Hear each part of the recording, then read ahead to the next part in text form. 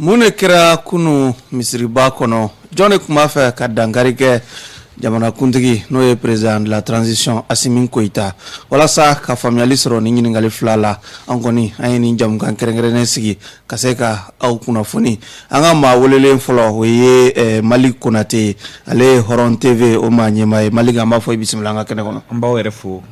renouveau bɛɛ lajɛlen ka bɛɛ lajɛlen fo ayiwa maa welelen filanan o ye Isa Kaba Sidibe ale ye Renouveau TV Isa Kaba i bisimila an bɛ foli di ma ka foli di an lamɛnbagaw n'an filɛbagaw ma ayiwa maa welelen naaninan o ye Mahamadu Kan Radio Clédou Mahamadu Kan an b'a fɔ i bisimila an ka jamana kɔnɔ fo baro mais tɔɲɔgɔn bɛɛ lajɛlen fo ayiwa an ka maa welelen naaninan o ye Boubacar Payitaw ye gafe min bɛ yen n'a bɛ wele ko aujourd'hui Mali ale bɛ sɛbɛnni kɛ Boubacar Payitaw i bisimila an ka kɛnɛ kɔnɔ wa baro n b'i fɔ n bɛ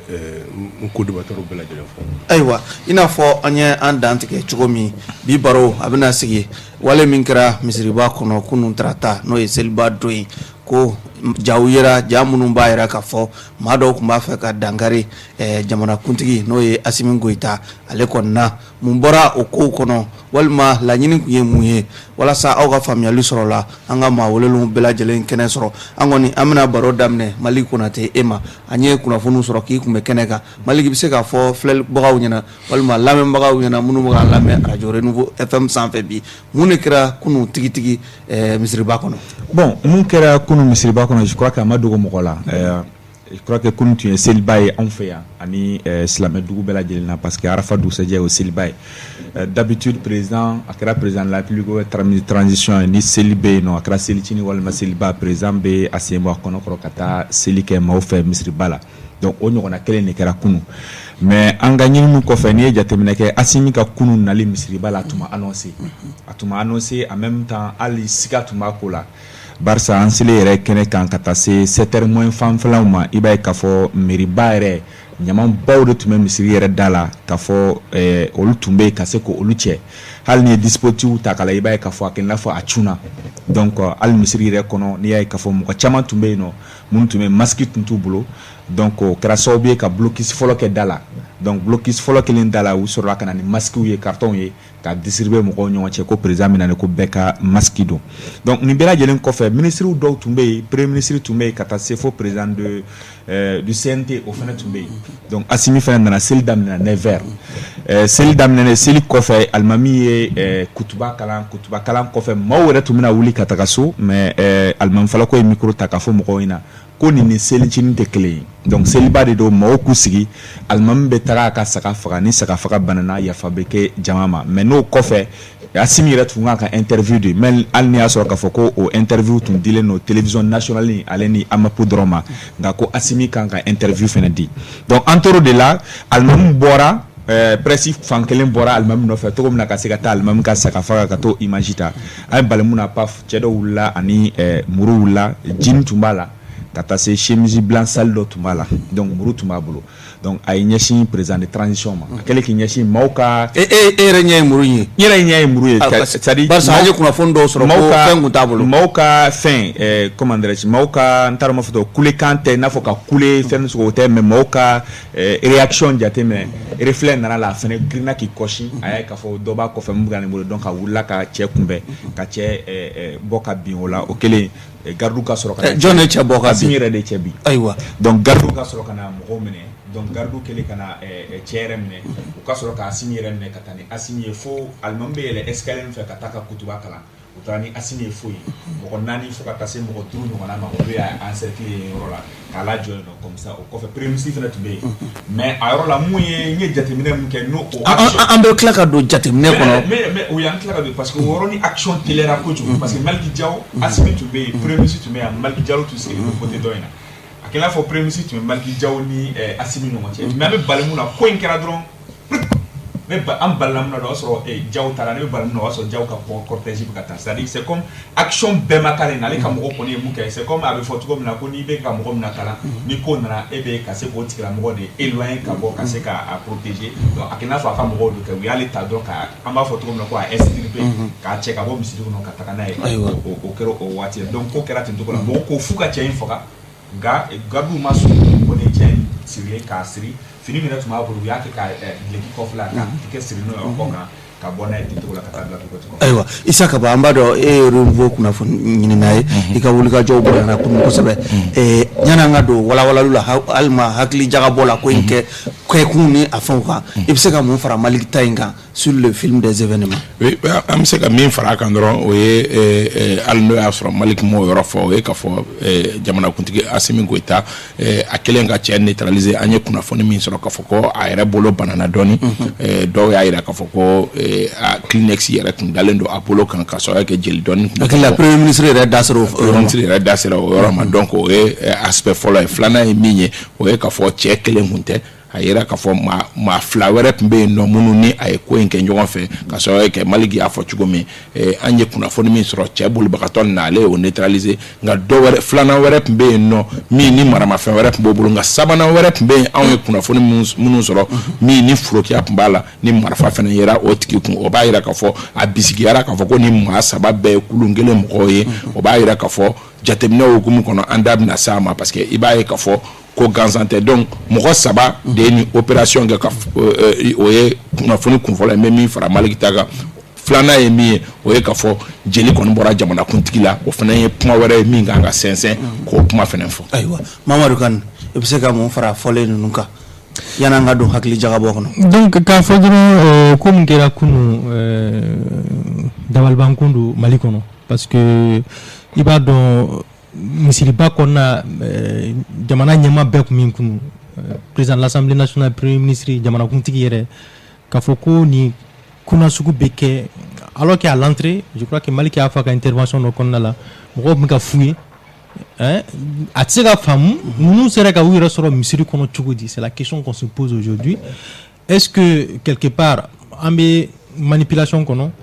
ou bien réellement les faits se sont déroulés comme tels. Est-ce que tiens yɛrɛ de don ko kɛra kɛcogo la est-ce que ninnu taara yɛrɛ de k'u bɛ fɛn ka taa Asimi faga parce que baro a bɛ mɔgɔ dabala ban kosɛbɛ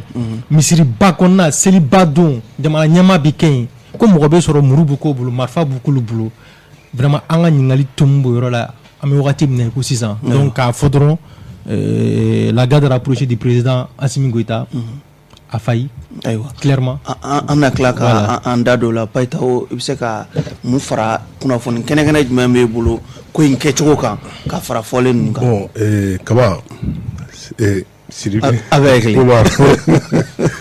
et sincèrement ne kɔni dabali banna mais ne douti kɔnɔ jusqu'à présent parce que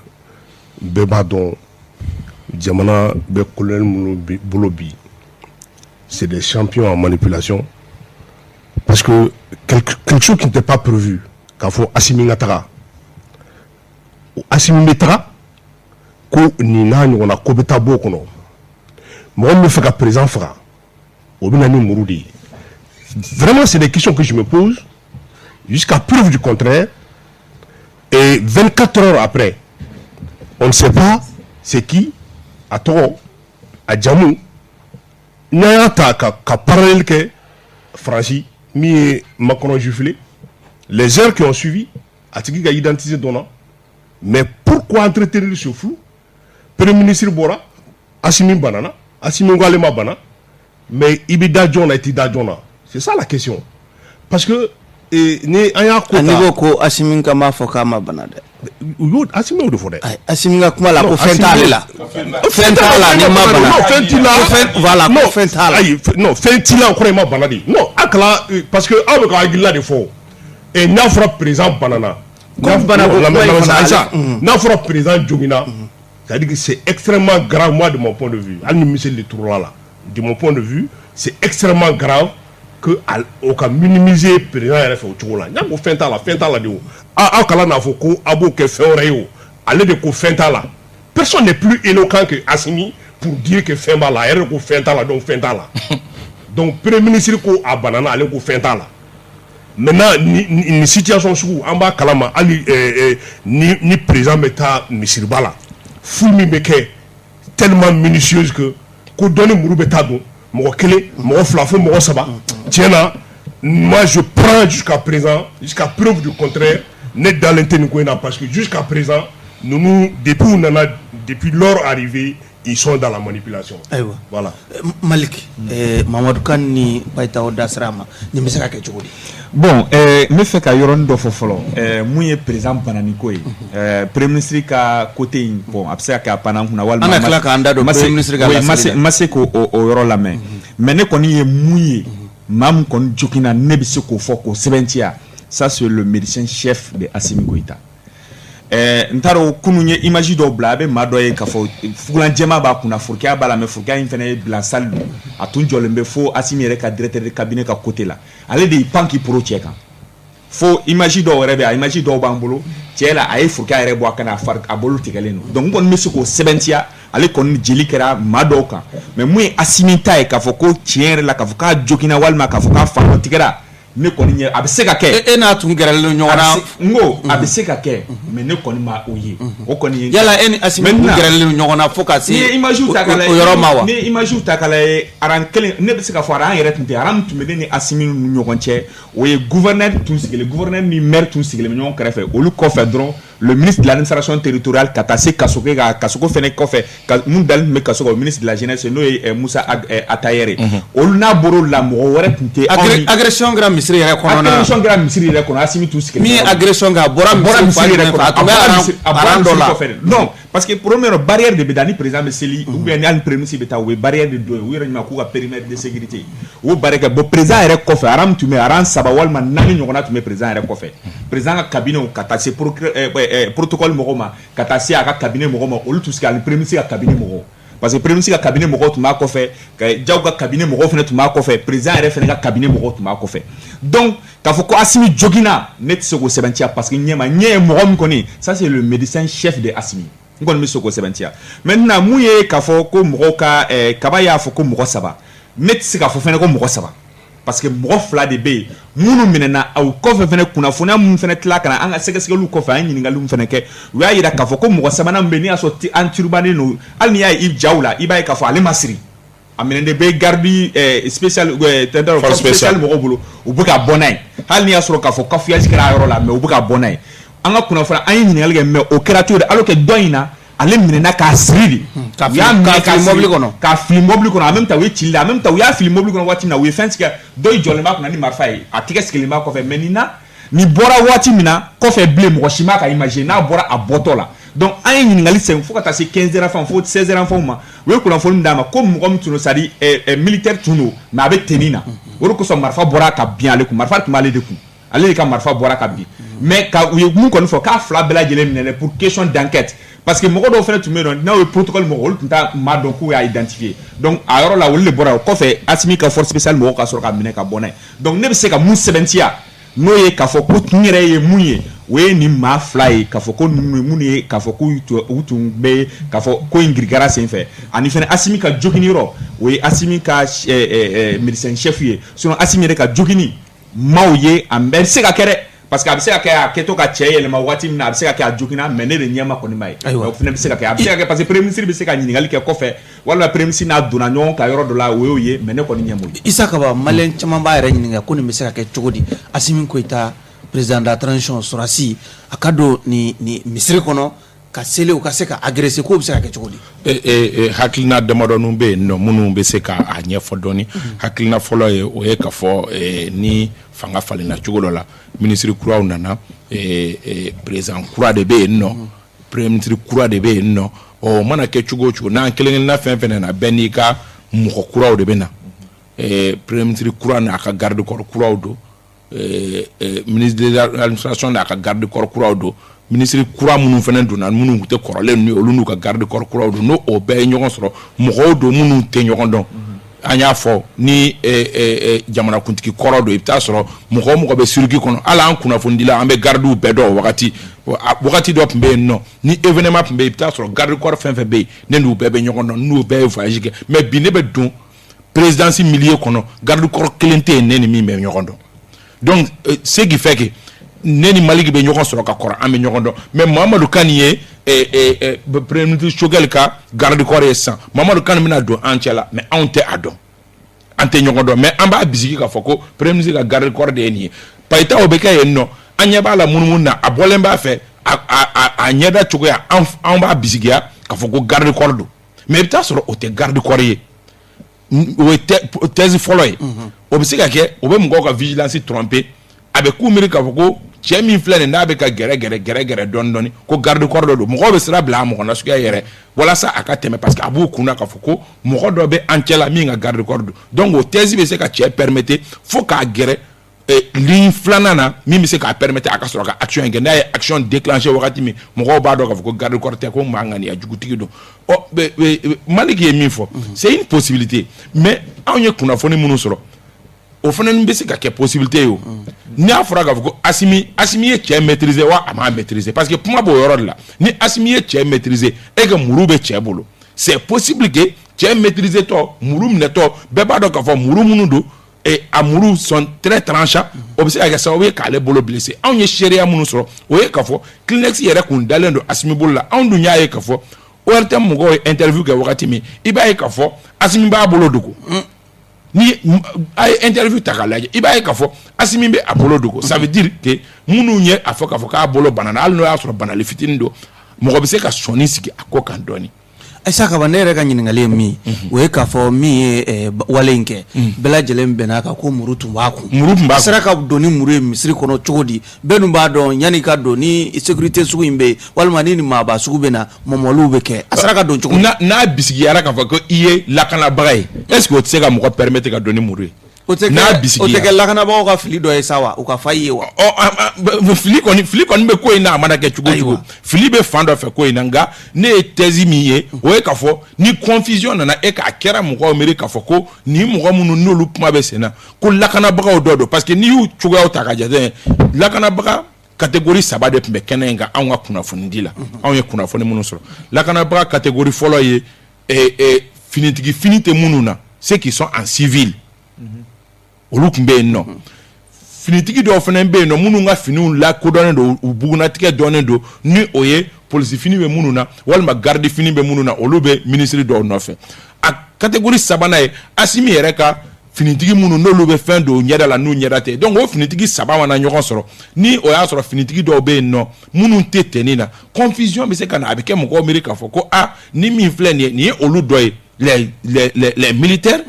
qui ne sont pas en tenue mais sécurité mɔgɔw don donc o bɛ se ka kɛ sababu ye hali a tigi bɛ don ni fɛn wɛrɛ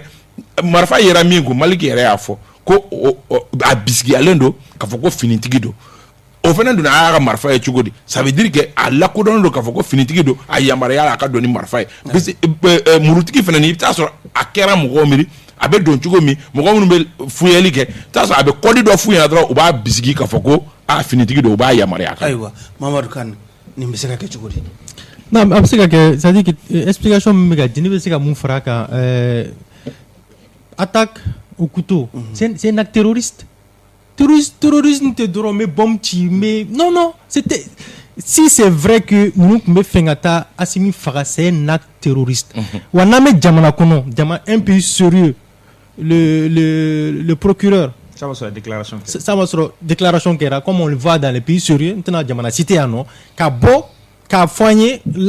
l'acte qui a été perpétré a été prémédité ninnu mɔgɔw de y'a kɛ wa waleya an bɛ nin tɔgɔ de d'a ma tɔgɔ de kan ka di waleya in ma o c'est du terrorisme n'a sɔrɔ ni tiɲɛ de don ni manipulation t'a kɔnɔ n ye n ka kuma daminɛ n ye mun fɔ ni manipulation t'a kɔnɔ parce que c'est trop facile que quelqu'un veuille assassiner le chef de l'État o ko ka kɛ nin cogoya na tan mais enquête bɛ ka kɛ n tɛna en tant que journaliste n tɛna fɔ tiɲɛ don nkalon don mais dutu bɛ ne dusukun na parce que ça c'est un acte terroriste muru b'i bolo i bɛ fɛ ka taa ne bɛ buwa la n bɛ ka buwa viser ni muru ye mais ni terrorisme tɛ fɛn wɛrɛ tɛ se k'o kɛ o dans les pays européens on le voit en France notamment. N'i ko dutu bɛ la e b'a fɔ ko fɛn labɛnnen don sa kɛ. non c'est-à-dire ni dutu bɛ na ko kɛra cogoya min na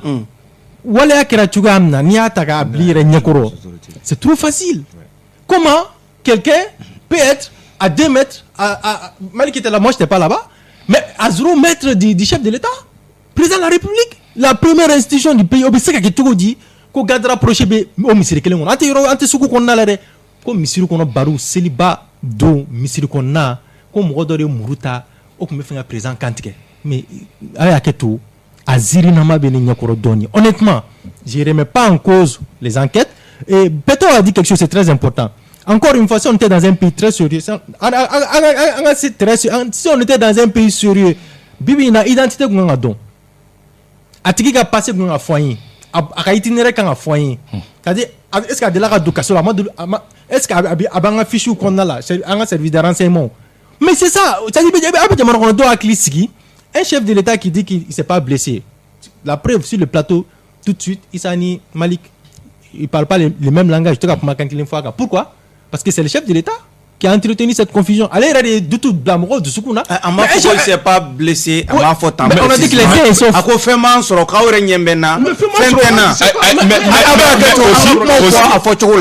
Aussi, chef d'État fait un manisque qui a fait un banana. Ça aussi, est-ce que communication, est-ce que c'est une bonne chose? Non. Moi, je crois que Macron a été giflé. D'accord. Il y a des chefs d'État qui. Baré Maïnassar a été fusillé au Niger. Il y a Fougari à Théo. Ni tient RR2. Ni banana. Mon Fougaradoulou a été. En Guinée-Bissau, il y a combien de chefs d'État qui ont été assassinés? En Haïti. En Haïti, tout récemment. Jivenel Moïse a été assassiné chez lui à la maison. Fougari à Théo. Ni tiɲɛ ni réalité de don i b'a kɛ to an tɛna jamukan sinsin kan kosɛbɛ barisa kunnafoni di journaliste y'a ɲininka k'a fɔ ko yala fɛn b'i la wa ko aw yɛrɛ ɲɛ mɛnna fɛn tɛ na mais ma bana o tɛ kelen ye dɛ n'i ko fɛn t'i la ça veut dire que fɛn t'i la ayiwa donc an bɛ kuma fɔ a fɔ cogo la an y'a mɛn cogo min aw bɛ ka kɛ cogo di n bɛ nalen ne bɛ fɛ ka ɲininkali ne bɛ fɛ ka kuma bɛ segin Mamadou Kane bɛ tila sisan kuma bɛ segin ma allez-y donc on s'en tient à ça moi c'est ce que j'ai dit il faut qu'on s'assume i kan ka faga yɔrɔ min na ni banana i b'a fɔ n banana non, kama bana donc c'est un non-événement. S'il dit que c'est un acte isolé, c'est un non-événement. Donc, au tsika on fait un balika blanc là c'est une manipulation finalement. On a sur enquête bessina. Jusqu'à preuve du contraire, ou quand on a ni élément yé ka irana, vraiment tu me fait un affaire, c'est un acte terroriste. Non tek, tu vois la taille bana ba fima bana. Et banana ko ima bana. Et quand on a fait un ne banana, et sera na ka fo ki banana. Ko communication, on communique, moi je peux pas comprendre. C'est-à-dire que faut qu'on a bon kono ni la justice doit se saisir de ces dossiers-là. Bébina, aujourd'hui même, le procureur doit vraiment nous dire clairement c'est qui est qui, sont, les commanditaires ils sont où. On a avancé jusqu'à ce niveau. Depuis que nous avons drogue d'État. Non, amna fo buga sokoko nunu abika ne akili jugul la mente do lu déterna mais ko boka kuma jolin fo anya pa ta ko ni be se ka ke chogodi mal den chaman kele no ka yere ni ganda bi de bon Sidibé moi ma position elle est claire hein. Je crois que quand meka comment faut ça corrobore ce que moi je suis en train de dire parce que aujourd'hui ça on sur le procureur général à Boraka Fomoye parce qu'il s'agit de la première institution donc d'outils béné de ce qu'on a jusqu'à présent Kaba Boraga argument fort. Pour moi, au argument c'est trop léger. Al ministre be falena bi, ka président fallait bi. Protocole B. Non, parce que ni président beta président a protocole B sans fait. Au débat donc ministre bena ou ministre bena hermununa ou ministre ni moake munu bena donc ministre Malik nana Malik ka garde corps au lukan ta place romna au lukan au don. Maintenant il vient né au hasard, hein, ni président Romina. Donc maintenant, au cas que Alakama au tout, parce que ça ne passe pas. Moi, de mon point de vue, ni au hasard ni bébé, quand président Falena, fin ben Falena, donc moi, n'ebsega ouli kata do tchela quand garde corps et puis ça passe. Mais ça veut dire que anga maliko yere datu anga ta baraoreke. C'est pas sérieux. Il y a rien de sérieux. Selon la première institution au Romina. Protocole B, protocole de la République, protocole du président de la transition B, où l'on a coordonné, ministre Mbena, chef d'institution Mbena, moi Bena, personnalité Bena, ou quand on ou Djoro Mina, Safa Mina, ou bien déterminé nous. Il y a un hasard. Donc, vraiment, et au Trikaoui, moi je fais président Kantique, quand je fais un président Marfati Boulou qui va à la distance, mais c'est au famille, ou bien il y a sur Gradi Baboulou qui va déclencher à distance, figa gratique la mort là. Kana muru 3 là ou bien ka kantige que Emma Guerra la folle et ka couler mais moi la question que c'est-à-dire que fait un badin de pays parce que nos colonels nous c'est des manipulateurs où est déstabilisation boya ko sibulu bena coup d'état que ko saraka bora kuluba sogo o labana chogo muna ampe o karambena ou tara chokoroba mine kanani aye ka ke président et ka kla ka mine ka tanayi ou ka communication bora ka fɛn bɛɛ fɔ cɛkɔrɔba ma. Fayita eta yen dɔw tɛna fɔ ko Alisu ani Fata juru sara k'olu tɛ kelen quoi. n bɛ fɛ ka min f'i ye dɔrɔn c'est-à-dire que mɔgɔ bɛ se k'o fɔ ça c'est le point de vue de tout un chacun Moi, mon problème, c'est que Nine Pochon Mita, je l'assume. Et jusqu'à preuve du contraire, ne Dalente Allah, ou Kola Benente, parce qu'ils sont capables de tout. Aujourd'hui, Assimi a besoin de sympathie. Anana Chogomina, Araba na Chogodon, Atonogomba na Chogodon. Maintenant, Koufo Konino Galabe, Ka Ayira Mola Kafo, et ou lui ka aye ni oasro ou ka kobe mo bolo niveau mina jusqu'à preuve du contraire moi vraiment menga doutini na faut un temps de jugement na ka ye tebe ka juger à identité karsado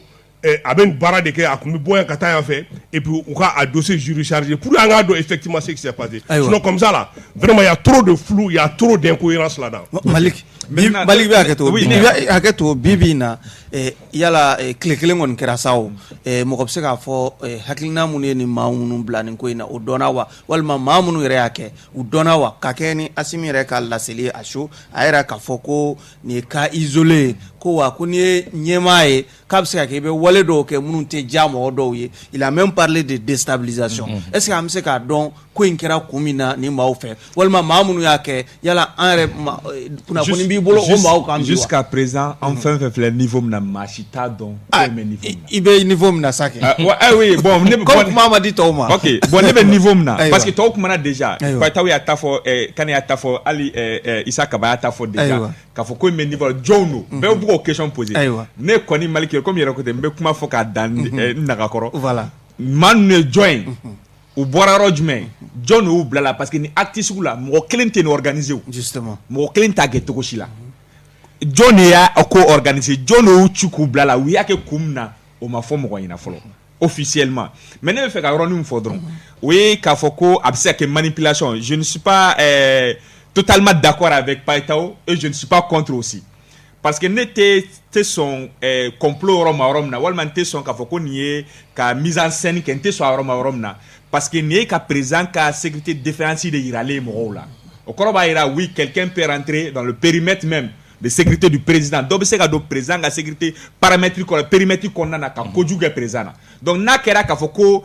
mise en scène no walima ka se ka complot sugu dɔ ka yira mɔgɔw la oui n'a fɔ ka se ka Assimi victimiser ka se ka ko diya mɔgɔw ye n'a kɛr'o ye quelque part aussi ils ont montré au monde entier ko jaja mɔgɔ bɛ se ka infiltrer président ka périmètre de sécurité kɔnɔ ka se ka ko kala donc o yɔrɔ kama ne bolo hali ni y'a sɔrɔ u y'o kɛ u ma réfléchi bon o yɔrɔ fɛnɛ kama ne ma da la kosɛbɛ k'a fɔ ko a bɛ se ka kɛ complot ye parce que ne ye nin ko yɛrɛ ka ko in yɛrɛ bɛɛ ta k'a lajɛ hali ni ye ko in yɛrɛ sɛni parce que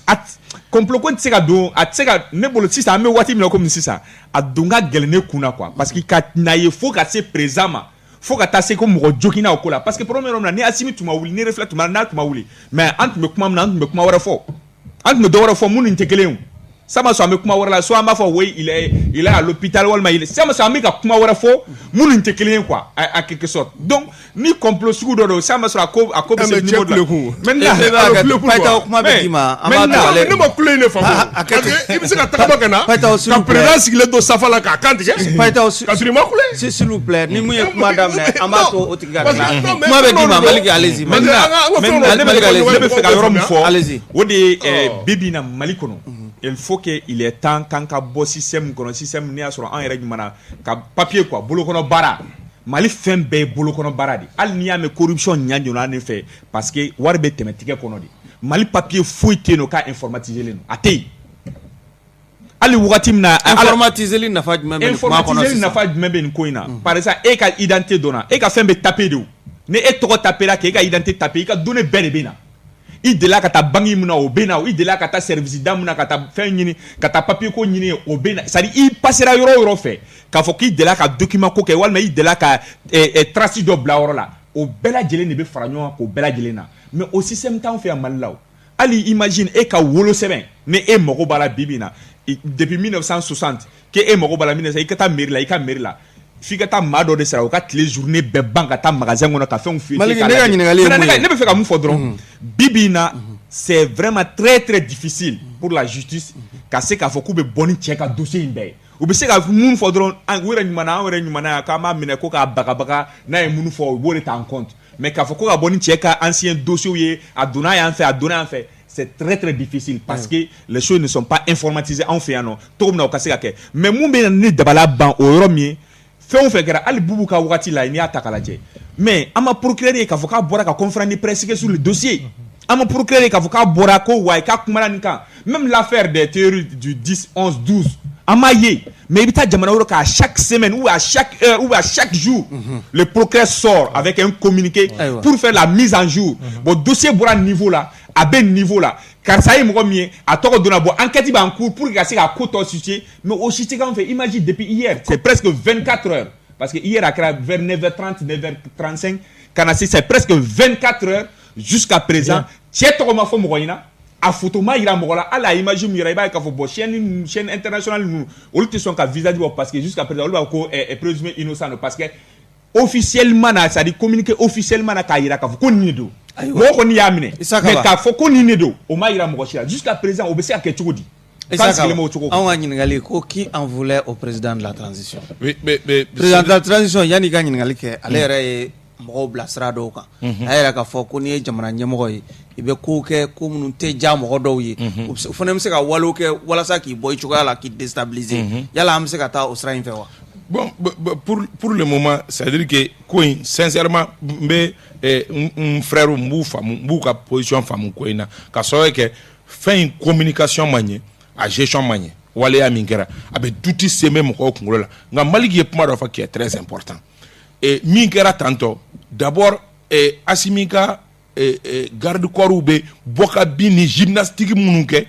ne n'u taara Gawo ne y'a ye hali walasa interview ka sɔrɔ c'est tout un tas de problèmes ka n'a ye ka fɔ olu bɛ o giringajɔ dɔw wasaba min na ka fɔ ko mɔgɔ fɔlɔ min y'a tenter ka fɔ k'a bɛ ko kɛ o tigi ka na se fo jamanakuntigi nagakɔrɔ fo jamanakuntigi yɛrɛ ka close combat kɛ o la ça veut dire que défaillance bɛ yen alors est-ce que Païta o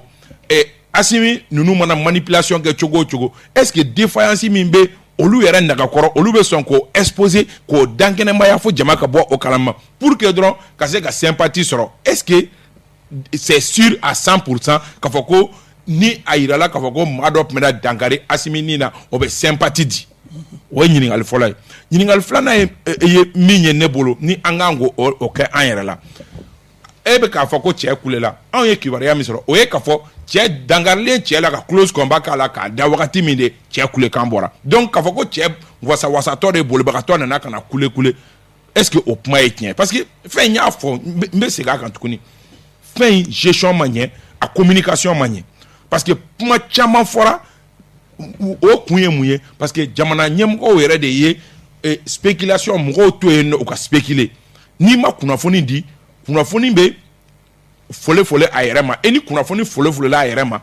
a bɛ taa hakɛ min na i tɛ o dɔn. Isa ka bɔ e ka o kuma est-ce que maa tɛ se ka i jɔ yen dɔɔni barisa n'i ko ko jamana mɔgɔw ye kunnafoni to folofolo mɔgɔw bolo o bɛ gɛlɛya dɔɔni an y'a ye premier ministre yɛrɛ bɔra nɛgɛ kanɲɛ 13 wale kɛra 9h premier ministre bɔra 13h ka lasali kɛ mɔgɔ bɛ se ka fɔ kunnafoni tora a yɛrɛ ma ten. kunnafoni tora a yɛrɛ ma kun jumɛn na premier ministre bɔra premier ministre ye mun fɔ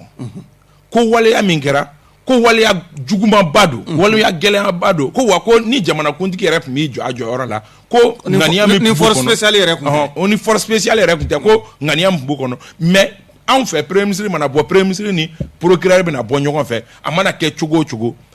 o heure la comme premier ministre fana bɛ procureur sanfɛ oui mais premier ministre mana bɔ premier ministre ni procureur tun bɛ bɔ ɲɔgɔn fɛ walima procureur ka sɛbɛn dɔ tun bɛ kɛ premier ministre bolo min b'a fɔ k'a fɔ ko nin min filɛ nin ye numulaka dɔ don a bɛ tantɔ a bɛ tantɔ a bɛ tantɔ o bɛ kɛ sababu ye d'abord an tun bɛ kuma caman min na mɔgɔ minnu ni a bɛ kin kelen na olu b'a fɔ nin fana kɛ nin a sɔn ye nin ko nasuguya ye walima a sɔn tɛ nin ko nasuguya ye o tun bɛ dɔn o tun bɛ fɛn caman éviter mais ni aw ye mɔgɔw to fulu kɔnɔ o de la mɔgɔw bɛ ka kile nin cogoya la tantɔ ne y'a fɔ n ko a gestion man ɲɛ a communication man ɲɛ mais de là à croire que ko an bɛ Hollywood de ko nin bɛɛ bɛ ka labɛn nafa min bɛ sɔrɔ o la dɔrɔn ko ka Assimi man diya est-ce que Assimi ma ka go bi o ɲininkali bɛ donc n'i ko ko jɔnw don bi an tɛ se k'a fɔ jɔn don parce que mɔgɔ minnu ye minɛli kɛ olu ma mɔgɔw permettre u k'a dɔn jɔn don u ma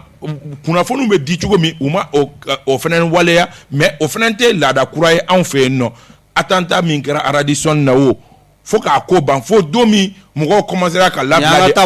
mɔgɔw commencera ka labila don min ni mɔgɔw ko ko Wadusɛni kun sen bɛ o la ko a labilala o don de mɔgɔw bɔra kalama k'a fɔ ko Wadusɛni tɔgɔ in kun b'a la n'o tɛ a ma dɔn hali mɔgɔ minnu min dɔnna o ye k'a fɔ Sewuba Bamiro tun bɛ Radisson na karisa tun bɛ Radisson na mais jɔnniw na Radisson attaqué hakili la fo san kelen o kɔfɛ de o dɔnna donc o ye laada kɔrɔ anw fɛ an ka baaraw ka suma et puis an ka o ko nasuguyaw la an ka mɔgɔw ka enquête kɛcogo ani tubabu ta tɛ kelen parce que tubabu fɛ yen nɔ n'i y'a tigi identité fɔ o bɛ kɛ sababu ye mɔgɔ wɛrɛw minnu bɛ yen nɔ n'olu b'a dɔn k'a ni karisa bɛ jɛ la olu bɛ kunnafoni di aw ma mais anw fɛ yen nɔ n'i ye a tigi identité fɔ au lieu o ka kɛ faveur ye ka enquête tɔ teliya o bɛ enquête tɔ yɛrɛ dunya ka taa fɛ mɔgɔw b'o tigi dɛmɛ ka dogo yɛrɛ an ka jamana donc ce qui fait que kow taabolo tɛ kelen aw bɛ ka min fɔ sincèrement an bɛ Mali de la bayitaw aw fana ka segin ka na Mali la dɔɔni an ka kow maliya kɛ an k'u maliya fɔ o ye tiɲɛ de ye bi. Isaka Mamadu Kane ɲininkali ye mun ye ko John tun b'a fɛ ka dankari président de la transition hali n'a y'a sɔrɔ e dalenba tɛ ko in na kosɛbɛ mais président de la transition yɛrɛ laseliw kɛ k'a fɔ ko n'i bɛ mara la i bɛ ko kɛ ko dɔw tɛ bɛn dɔw ma olu b'a ɲini ka waleya dɔw fana k'i la yala e bɛ se ka mun kɛ ale y'an bila sira min kan nin walasa ɲinini ka k'o sira kan e bɛ se ka mun commentaire k'o la. ɲinini bannaw ɲinini tɛ yen tuguni parce que président ye kuma dɔ fɔ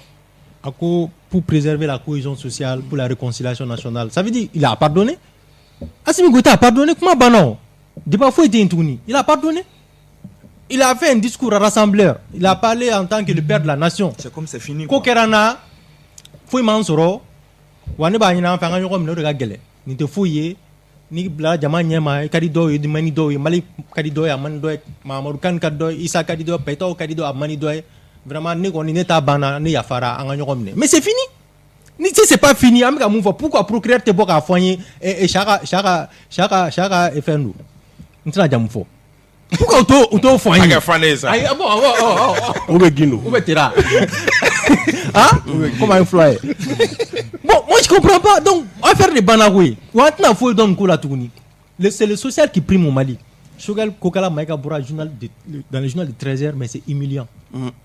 Ami Shogal Kokala Maïga mais ibega me fangala wakatimna en tant que porte-parole du gouvernement naka furukia bao na ninkera mais ça n'a pas de sens. Ça n'a aucun c'est le social ko Assimi Soro ne le premier ministre ne le télé allez kumangataw chaque mouru jara ni kele ni ke ngata kemegusi ke jonguna la palela dunguru la fa bina télé la ni mano na masala dina la kuna foni président ka kene ko se Mamadou Kane est-ce que en tout cas era so doni parce que ango ni ko kera nyemogo te boka kuma ni premier ministre fone bura ne ta do la ay Shogal ka boka ta kuna foni di jamana duma bela jele maro ambe transition ngono ni watina ni sekera jamana kuntigi ma président la transition ma avec jamana déstabiliser ka ce niveau na ni premier ministre yere bulla ka boka kuna foni di o te jamana dum hakli sigi non quand tu me porte-parole non, on n'a pas besoin de Shogal. C'est le plateau leur thème. Je suis désolé.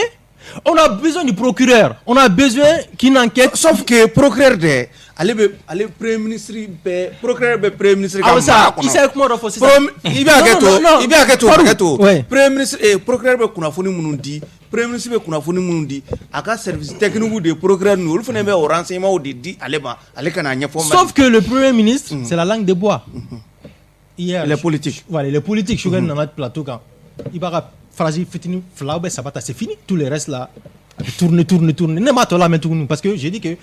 on a besoin de l'essentiel quoi. Qu'est-ce qui s'est passé? Comment on peut qualifier cet acte? Mounekera, John Akea, Tigi Borami, John Jomba quoi fait. Mais le question, yo l'année à fond, Shogal manga télé là. Parce que Shogal était pour dire que Assimi présent. A dire en belle, ministre de recul déplacé à Kounou Seliba Nagata, à Ladje, à Nido, Tara, Ladje. Bon, c'est ce social là qui a tué ces pays là. Au lieu de nous dire la vérité, Dieu est cher, donc me fait un affaire, ou te font un que vraiment, ni soro, ni quoi sera un bel sur le premier ministre de la télé là, ayo ye, voici mi rebe content, il faut être nani yafara, ou antna faut donc. Marquez, nega, n'ta fait, ça dit, ma fait qu'à analyser un gars poussé donné. Choquer la selimunga, era kafo, ko enflé wagatim nata. Kuna foni tout bolo mumba to be identité di parce que interrogatoire les interrogatoires sont en cours. Mais autant les gars et Barouibi a tout quoi. Vraiment autant les gars barré. Moi je crois que comme on l'a dit, je cite un nom François Molins en France. Et il attaque de l'hypercachère. Beboro Kalama, un balma que Lassana Bachile Barabake, Amédi Koulibaly Toko Boraino, le Mohamed Mera Toko de la Tougodi. Mais c'est ça, au Bara de Beko. Enquête de mener, Maliki Afo, on n'a pas de fichiers informatisés ici, c'est vrai. Mais a bɛ se ka dɔn Mali kɔnɔ tɛ mɔgɔ min ye Mali kɔnɔ an ka Mali ki bila sa mɔgɔ min y'a kɛ o ma somɔgɔ t'a la Somalien de don ou bien Ougandais de don Malien de don wallahi n'a kunkolo bɔra tɛ la mɔgɔw b'a dɔn nin ye mɔgɔ min a ka parcours ye mun ye ni Malien de don bɛɛ b'a dɔn si c'est pas un Sierra Léonais donc faut qu'on soit clair. Problème de B, non. Aujourd'hui, Assimi a eu un réflexe militaire parce que c'était le chef du bataillon des forces spéciales. À Saraga, Gouchi. Si c'était pas Assimi, si c'était moi, un civil, si c'était un Bandao, si c'était Mokhtarwan, si c'était Shogel, donc on a bon détail nous connaissons parce que Assimi Tchefari parce que Sorachi Guntedou, si c'était un civil, non, pour dire que aujourd'hui c'est Assimi, demain ça peut être une autre personne. En la crise où gestion ni problème de banque tout le temps, qu'on rectifie les tirs. Mun kɛra zena ɲɔgɔnna kana kɛ tugun an ka bɔ social kɔnɔ ko mana kɛ an ka bɔ émotion kɔnɔ premier ministre bɛ bɔ kana tɛna information foyi d'an ma hali bibi in na Mali y'a fɔ 24 heures après on n'a aucune information fiable sur l'identité des assaillants o maliyɛnw de do bɛ maliyɛnw tɛ baro ne b'o ɲininkali kɛ ni maliyɛnw do mais k'a fɔ ni tigilamɔgɔ de do mɔgɔ min bɛ fɛ ka président Kuturu faga o tigi ɲɛda tɛ bɔ tɔgɔ t'o tigi la jamu t'o la dugu t'o la ne ye ɲɔrɔn kɛ ye donc ale bɛ se ka kɛ kolokani kɛ ye a bɛ se ka kɛ hakɛto Mamadu Kane Payitaw ni enquête ni sɛgɛsɛgɛliw kan ka orienter vers quelle piste n'a y'a sɔrɔ n'an bɛ se k'an sɛmɛ Assimi yɛrɛ ye mun fɔ ko ni wale in kun ye ka bɔ o cogo la k'u déstabiliser bon n'i ye Assimi ka kuma ta k'a lajɛ ko n'i kɛra jamanakuntigi ye i ka di dɔ ye man di dɔ ye bon moi je pense que k'i bɛ wale minnu kɛ ouais o kɔrɔ dɔw ye quoi non Barou non attendez non et de bɛ hakɛ to parce que il faut qu'on soit clair et a fɔra e y'a faamu cogo min na i b'a fɔ ten ne y'a faamu cogo min na ne hakili la ne bɛ wele n y'a faamu cogo min na n k'a fɔ ten mais e tɛ se k'a don ne da e y'a faamu cogo min na ne k'a fɔ ten je ne suis pas de ce principe là a kɔrɔ dɔw ye i ka di dɔ ye i man di dɔ ye a kɔrɔ dɔw ye o i bɛ fɛn dɔ kɛ a tɛ diya dɔ ye a tɛ diya dɔ ye o kɔrɔ de i ka di dɔ ye i man di dɔ ye c'est aussi simple que ça ne y'a faamu ten mais i tɛ se ka i t'a imposer ne kan je ne suis pas d'accord avec ce principe qu'on soit très clair i ye ne wele n ka hakilina de fɔ i t'i hakilina fɔ ne ye k'o don ne kunna n y'a faamu cogo min na n b'a fɔ ten non qu'on soit clair non o kɔrɔ de i ka di dɔ ye i man di dɔ ye voilà donc Assimi de ko n'i kɛra jamanakuntigi ye i ka di dɔ ye i man di dɔ ye maintenant o t'ale ka kuma dɔ ye bɛɛ b'o dɔn maintenant problème ye jumɛn ye an bɛ ka munumunu fɛn fɛn kɛ parce que e bɛ ka ne pousser ka taa yɔrɔ min na ne y'o de f'i ye n ko douti bɛ ne la jusqu'à présent parce que tout simplement 24 heures après on est incapable de nous dire qui a fait ça a tigi bɔra min hali n'o y'a sɔrɔ fichier informatisé tɛ yen a tigi kɔni bɛ se k'a dɔn a bɛ bɔ Falajɛ a bɛ bɔ Kolokani a bɛ bɔ Buguni u bɛ se k'o kɔni fɔ an ɲɛna et puis Cogel ka boli ka taa télé la Barou e de bɛ ka débat animé ɲinɛ ye n sigi place la ne tɛ place là qu'on soit clair ji bɛna boli sira et ne m'a dɔn ko premier ministre ye présidence c'est-à-dire ka communicateur ye m'a dɔn n t'a dɔn n y'o de ye zena ye c'est-à-dire an b'o erreur damataw de kɛ Kane bɔra ka exemple di avec Jɔnkuna n bɛ fɛ ka min fɔ a ye dɔrɔn c'est que ji bɛna boli sira ni ça c'est un acte terroriste ni a kɛra ni tiɲɛ don n'o de fɔ dɛ ni tiɲɛ don c'est un acte terroriste a kan ka bila justice ka bolo kan. Et le procureur, les premiers éléments, il ne reste l'identité de la personne. A tigi porami, est-ce qu'il a l'habitude qu'un ministre fréquenté, a bien des ministres là, ministre yoro franado, ou bien il y a chef folle qu'un ministre là, mais quand un ministre là, ou quand un bon qu'on fanyana. Mais Assimi même est sorti pour banaliser. C'est un fait isolé. Ouais, il a banalisé. C'est un fait isolé. Et voilà, donc maintenant on a terminé quand. Donc maintenant nous, les plus sceptiques, ça nous renforce dans notre position que vraiment. Et c'est une mise en scène. Vraiment, on est dans un film hollywoodien. Voilà, donc maintenant on doit le dire. Parce qu'aujourd'hui, ni Assimi Banana, il doit pouvoir nous dire que ni ne Kerana, ni ne Kerana. Où est le problème? Aka Fouarato, quand Dasirama. Maintenant, vouloir qu'à faire un méthode de détail, tiens, ou quand on fait un forum, c'est de nous dire d'abord c'est qui. John Aborami, Abem Moubarake. A délégué de Kassola, à délégué de Kassola, le procureur doit sortir nous dire ça, mais pas le Premier ministre. Si le Premier ministre nous sort pour nous dire quoi que ce soit, je suis désolé, ça me renforce dans ma position que c'est une véritable mise en scène, toute cette histoire. Parce que, président, Beta Selioro Mina, quand Nani Mourouye, moi, Nani Mourouye, qui est président, est-ce qu'il y a un président Qu'on soit clair. Et puis le président est là, même à 1 mètre, quand il faut qu'il me mourre 3 là. Soni ka do misiri kono fu uniforme beke fin beke donc ni élément beta ka daño na bout à bout donc abe ne renforcer nga position là et puis même si ni tient d'eau et surtout que nous sommes dans un pays en proie à l'insécurité avec l'homme de Bamako à Tequila Katama Choufé nous le savons tous en bas Bamako en jolo là c'est nous ka yoroni kele me kam sa joka kuma ka lafia donc ça c'est Bamako là aussi en jolo là c'est nous ka par exemple Tasseli ko nina kunyona actu betake président rebo ko banaliser c'est comme ils ont pris la présidente ka flikare kono donc c'est pas important et voilà donc maintenant vraiment non jusqu'à preuve du contraire c'est ce que je dis moi je maintiens ma position jusqu'à preuve du contraire dans l'état là parce qu'ils sont capables de tout c'est des manipulateurs. Barouk c'est pas la personne physique d'Assimi Goïta qui nous intéresse c'est la première institution de la République du Mali qui a failli être assassiné dans une mosquée. Donc, Assimi a banalisé, comme Bouba l'a dit. C'est bien, ça veut dire que c'est une manipulation. Moi, je ne peux pas comprendre. En Djamana, il y a une constitution. C'est le président de la République qui est la première institution. Comme Mourouk Nadoula, a banalisé. Parce que banalisation, c'est Assimi Goïta, un réflexe militaire de Ato, et Gouchi, Malikouka, Goucha Bina. Barack Obama dit que l'Afrique n'a pas besoin d'hommes forts, mais d'institutions fortes. Wallah, une institution forte que la justice aurait déjà fait son travail 24 heures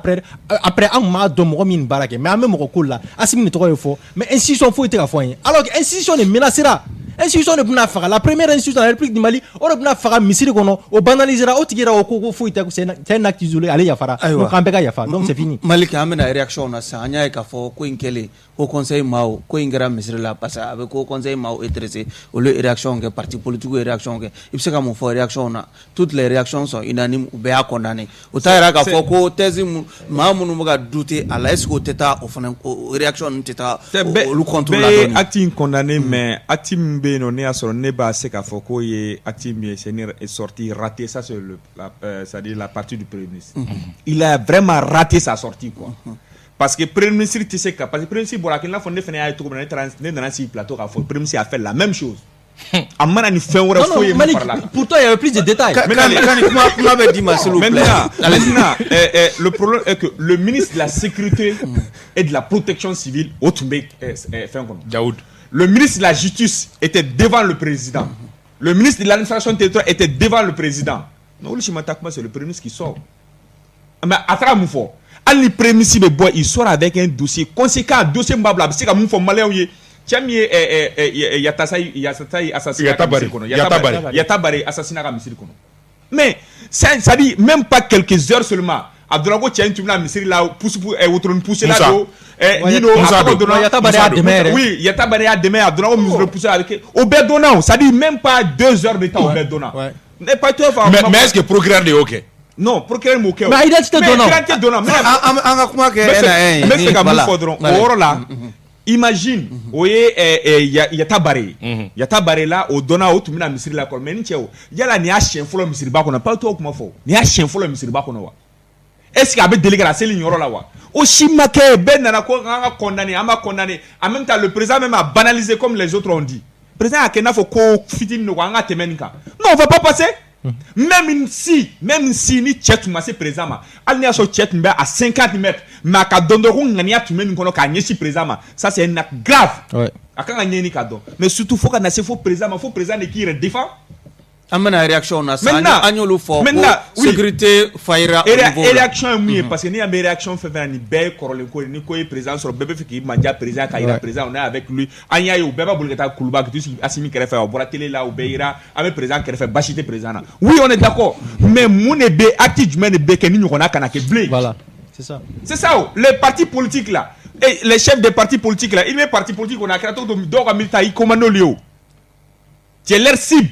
il y a ciblé ou le qui ciblé trois sous là ou le kanga acti ni fait tout no kanga acti fort de poser kaira jamana kanga wiki jok al nous bagabagal ka on ke jamana bolo ni comme flan ne ka justice pousser ka baraka ni comme flan ne c'est les enquêteurs même la sécurité le ministère de la sécurité ku belagil ba même ni c'est que tout dit le ministre de la sécurité est là la garde républicaine la garde présidentielle les forces spéciales nous bêtes mécaniques mais c'est que faut qu'à passer une belle à bonne belle sauf que anyo hakila anga kuma kun follow la anyo be tranché voilà réaction ben ça c'est bon ta faut parce que nous faut ça na faut ka oluka kuma ko émotif ou quoi là les émotifs parce que nous faut avec digou là quoi mais en réalité n'a pas faut te communiquer ou là parce que nous communiquer nous plaît ñingalé mu et tumba fait nini wale kara beki sigité ka ala jawa non ma faut beki sigité il veut faire condamner en même temps c'est-à-dire il be fin de que mun ba tout fait casser ka correct enfin Macron gifle la watimna tout le monde a connaît et tout le monde a c'est-à-dire ka pression que comme na ko casser ka nyeni ka do bo communiquer nu chamana keleno ka wole ma da mais wole amaw ka nyini ku wole maw ka nyini ka do maw mine naw ma flam mine naw tout bolo wa a identité dona wa d'accord ma flam mine naw bu bolo maintenant ma flam mine naw tout bolo ko enquête bancour e de la ka mali enquête jumé ka da a datuna ko resa fora mo ina tay ali menale même c'est la kunta ne be toujours mo c'est la kunta tiem marfa ci la BDM dala ka marfa ci la katana ka mori fin ko enquête bancour fu ko no ko tiem sur badala bu fu jusqu'à après joye kuna funa sur ka tiem na ka fleni personne Médecin Sara, le médecin là, médecin Sara, le pharmacien là, personne. Enquête béni. Alouye mado ko mo ko do minena ko wa ko suspect do minena mais enquête to be niveau jumena. Ou condamné na wa akera chukodi. Mouye amakron gifleni. Amakondamné ka mois d'ama 18 mois si je ne me trompe pas. 18 mois madame wa. Katla ka fait un cadeau ya ki kumna ka chenyi ka il a dit ka bon media obeya bo makewa. Mais pourquoi pas chez nous au teke? Il faut donc ça de soupçonner que la capsule après un bébé n'ako affaire de boubou sissé. Affaire de boubou sissé. Mais affaire de boubou sissé, c'est-à-dire il sait qu'il faut que jamana ka déstabiliser mais au ko ka banta ko fait ma sur ka fo malé onyina ka fera ko nota là et ma John Nobala. John tu me fais ka jamana déstabiliser. Qu'on nous dit ça. Bon enquête comme nous ta la mais nous ne do. Mais il faut que Jamana Kakete les partis politiques les partis politiques les réactionnaires les réactionnismes les réactionnistes voilà on va quand nous d'abord on a tout posé tout comme na Jamana isa yani na kuma segema maliki aketo iko ko ka nunu dabla ka tout posé ebolo utunganga active même posé voilà ça on a posé pression ni kanake opération du mec ka wuli ka jode kanga ken kula ina fo ay parti politique parce que am réaction hokumu kono alibi réaction mo munu réagir iba gato mo munu réagir ou kunga wale jumenge minti communiquer ni interview e ka fait ko ou kunga wale jumenge réaction do jumé plateau be ka plateau fenga ka plateau occupé plateau be mais ka communiquer ka bla réseaux sociaux parce que o de kra be ka fait ça ka communiquer ka bla réseaux sociaux quoi ta jamana wala konko ils occupent les plateaux ka pression ke ube mo wore ta automa ni ne kanga ni barake ka tila mo pousser à se ka barake même souvent ça dit ils indexent même le procureur ça dit souvent on fait un ama ko ni magara magistrat là ko outrage à magistrat non magistrat wera o faina imanga tiga mo de ka doit vie privée la ka fait mais ka barako na ibi se ka kuma ka barako na ka bara mais kuma be sege ba so maliki ba ga to amado kuma chama bi fe ka foni koina wakati ba mbo ka pression kuka tu ga mina ni koina ka nyini ka do akela blata asimi kuma mfo asimi kan kuma inka boy parce que ni asimi ko kuma ni ko banaliser ka na ko fidino ala ko badi aywa isa am réaction na oui mais Malik pour toi ka fignana parti politique beaucoup rôle kono nous y communiquer OK j'ai bien aimé au conseil ka réaction au aimé kosobe misiriba mon commission mon interview do accordé hakla Jeliba TV mon j'ai bien aimé parce que we a fort ko bisel doin bala olu ma famu ni nyokona be ke mais ça c'est normal parti politique ou be munke parti politique ou be procureur réconforter à la démarche qu'on a là à travers les communiqués. Il faut que il faut retenir. Parti politique ou baisser comme minke. Oye kaira procureur là. Kele wale ya minkera ambe akon. Fla ambe ya maria dima. Il a fait population. Il est supposé que population est un de comme en parti politique ou comme on dit. Amba supposé qu'à fort. Baby ika disposition na nika nyini sera mo ko ni deme be se ka doima chugomi ambo deme doima mais aux conséquences be se ka djumé ni procureur blala ka rôle kono sisa o kora ka fo parti politique ya ira procureur la ibise ka koko ka ibise goke na ija ibe couvre-feu boloda ni enquête ba permettre couvre-feu ka boloda ibo boloda ni enquête ba a demander ika état d'urgence de boloda ibo boloda parti politique ka communiquer c'est très important on veut procureur réconforté à Kabarakono. Quitte au procureur maintenant. Procureur de Kangi Joa Joro là. Moi, lafiya min di a ma a ka baara kɔnɔ bɛɛ ye i ka lafiya di n bɛ parti damadɔ nun t'a fɔ fadi mɔgɔw olu kɛra communiqué fɔlɔ bɔbagaw ye ka fara ACRT mɔgɔw olu fana y'u ka communiqué bɔ olu y'a yira k'a fɔ ko u b'a ɲini enquêtekɛlaw ni procureur fɛ u ka diɲɛlatigɛ ko bɛɛ kɛ walasa mɔgɔ minnu ye nin waleya in kɛ a tigiw ka se ka minɛ u y'a yira procureur la u ka kuma kɔnɔ fɛnɛ ni ko olu bɛ a ka disposition na ka se k'a dɛmɛ walasa baara in ka kɛ o ye procureur réconforteli a ka baara kɔnɔ o ye parti politique ye u ka rôle kɔnɔ n'i ko k'o tɛ foyi ye o ye fɛnba ye mais min bɛ kɛ kojugu ye e bɛ ka min fɔ o ye parti politique ka wuli ka manifestation kɛ ko parce que bɛɛ fɛ u ka mun kɛ ka tɛmɛ o kan ka taa plateau kan mais ko kɛra kunun moi j'ai vu que ne ye mɔgɔ dɔw ye plateau damadɔ nun kan sincèrement il faut le dire mɔgɔ dɔw mais bi tile la an b'o o suites fana lajɛ je suis d'accord avec les frères fɛn kelen kɔni kan procureur ka gestion man ɲi ko in na il est grand temps procureur ka bɔ ka kuma ka fɛn dɔ fɔ mɔgɔw ɲɛna comme an ka jɛmukanw ye jɛmukanw ye minnu lamɛnlen don n hakili la anw ka nin bi sɔgɔmada in na ta kɔfɛ n hakili la bi tile tɛ ban n b'a bisigiya bi tile tɛ ban ni procureur walima maa wɛrɛ ma bɔ ka fɛn dɔ fɔ an ɲɛna an bɛ min faamu c'est très important i ye ɲininkali dɔ kɛ Payitaw la ne tun bɛ fɛ ka fitinin fɔ o la ko piste jumɛn bɛ yen ni mɔgɔ b'i hakili t'o la Payitaw ko terrorisme donc n bɛ fɛ ka précision di parce que n'an ko terrorisme anw fɛ yen nɔ acte de terreur terrorisme a bɛ se ka fɔ i ye mun fɔ i ye jumɛn fɔ ayi n b'a fɔ terrorisme n ko à cet instant rien ne nous prouve d'abord que c'est vrai ou ka bɔ k'a fɔ ye jɔn de don à partir de là parce que i t'a dɔn mɔgɔ min yɛrɛ don an sɔn n'o ma mais c'est ça le problème mais i ko ayi ne tun bɛ fɛ ka yɔrɔ dɔ fɔ mais l'acte est terroriste l'acte est terroriste n tun bɛ fɛ ka min fɔ o la n'a fɔra ko acte ye terroriste ye anw fɛ yan nɔ an hakili bɛ to jaadiwalekɛlaw la minnu diinɛ gɛlɛntigiw la o tɛ terrorisme ni nin b'a a kuma la o tɛ o ye mais pour le moment a bɛ ka miiri min na waleya gɛlɛnkɛla nanzarakan na a bɛ fɔ o de ma ko terrorisme mɔgɔ min bɛ nigɛlɛ wale ta ka mɔgɔ wɛrɛ sɛgɛrɛ mais o t'a yira k'a fɔ ko diinɛ kɛbaga jugu ko olu pisi don ka sababu kɛ ko o ko mana bin anw ka jamana kɔnɔ mɔgɔw hakili bɛ jigin fɛn fɔlɔ min na o ye est ce que diinɛ gɛlɛntigiw don ka sababu kɛ o kunkan ko bɛ an ka jamana kɔnɔ pour le moment o thèse yɔrɔ ka jan kosɛbɛ thèse min ni jamana kuntigi yɛrɛ ye o fɔ o ye ŋaniya bɛ mɔgɔ minnu kɔnɔ ka fanga bisibasa don fanga la walima ka balan don fanga cɛfurancɛ fanga la donc thèse fɔlɔ ye déstabilisation de la transition jɔnnu bɛ fɛ ka transition déstabiliser donc o kɔrɔ ye k'a fɔ enquêtekɛlaw ka baara fanba bɛ taa o fan fɛ o bɛ se ka kɛ jɔnnu ye o bɛ se ka kɛ surasi kunda wa o bɛ se ka kɛ